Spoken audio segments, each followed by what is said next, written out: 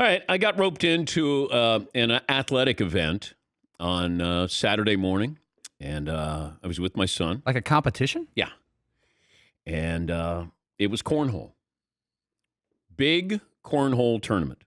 34 teams. And had a big scoreboard there. You had a DJ. There was, music pumping through. You had electronic scoreboards here, rules and regulation, like the real deal. Now, I have never played a game of cornhole. I've thrown it, but I've never actually been in a game, and certainly not competition. And these guys come in all shapes and sizes, very creative with their team names. There's a few that had koozies with some beers. I did not.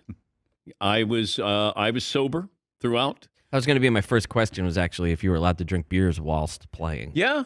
Well, they just said, here's a koozie in case you want to have an adult beverage. You want to hydrate in any particular way. Yeah. And then I meet a guy who's really good. And I said, we did a practice game with him. And I said, do you drink during this? He goes, well, I'm a Scotch guy, kind of tough to, get Scotch here at 10 in the morning. And he said, but maybe around noon, because I knew he was going to be advancing. And we didn't get to the round robin. We finished 21st out of 34. All right. And the top 20 got into the round robin. But, I gave it a go. And but I didn't, guys had their team jerseys. And Oh, is that competitive? Oh, yeah.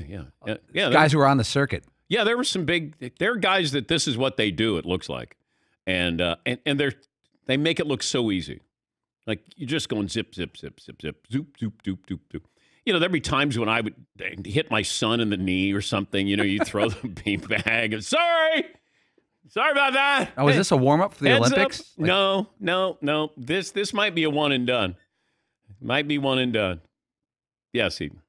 So there's rules officials around? Is there like a ref per match, or is it just a gentleman's? Yes, you police yourself. Okay, that's what it is.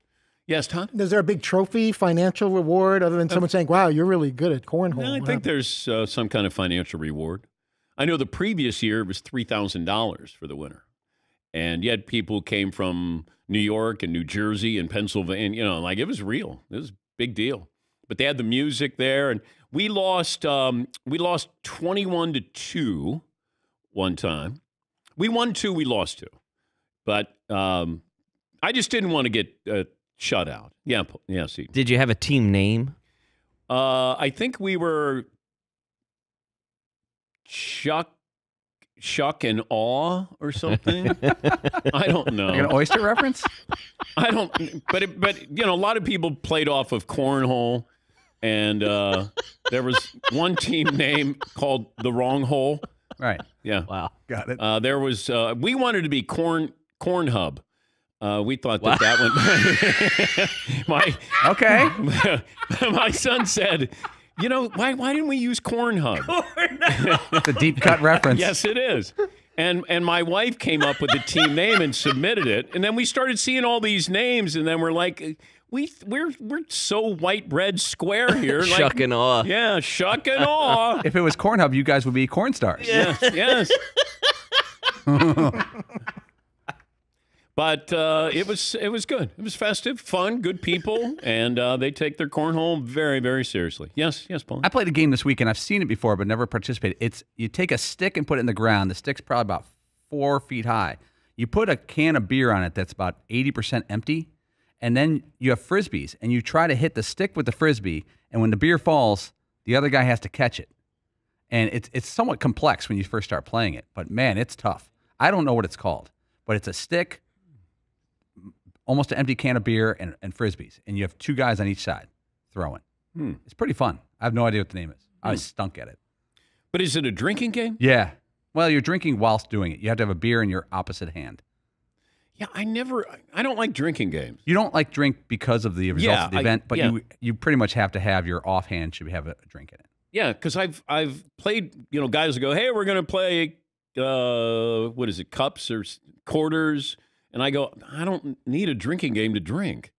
And they'll be like, all right, get somebody else in here. Yes, Tom. You were like some beer pong champ back in your dating days? That wasn't your thing? No, we didn't have beer pong back then. We didn't have drinking games back then. We were men. You just drank. You didn't have to have, now you chug. Have you ever played a drinking game, Todd? I have not. Okay. Maybe if there was like, Hawaiian Punch involved or High C, I'd be all over it. But if there was a woman involved, then you would absolutely be all in. Because I've witnessed that firsthand. I've been known to be influenced by an attractive woman to do things that would normally be out of my comfort zone. When we went to Dallas and we're at dinner, and I think the woman across from you, very attractive, said, would you drink an entire beer? And you did. If she told me to snort some Coke, I may have at least considered that. Ultimately, I wouldn't have. 2 references this hour. You referenced heroin and cocaine. Well, we're talking about Vaseline and CornHub and everything else. Why can't I get mine in? Vaseline. So creepy how you say it. Vaseline. Vaseline.